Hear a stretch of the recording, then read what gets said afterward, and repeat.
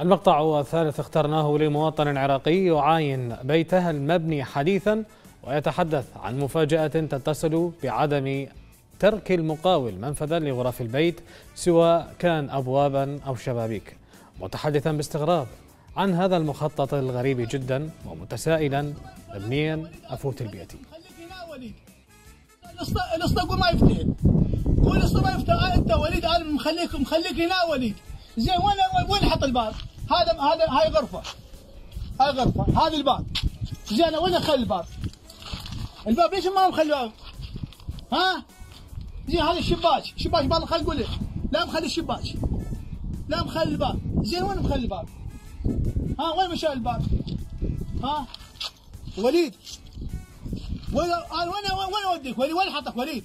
قل اشق هدومي ترى ما له داعي. هاي والله العظيم كيف لك العب بس خبلتنا. وليد وين حط الباب؟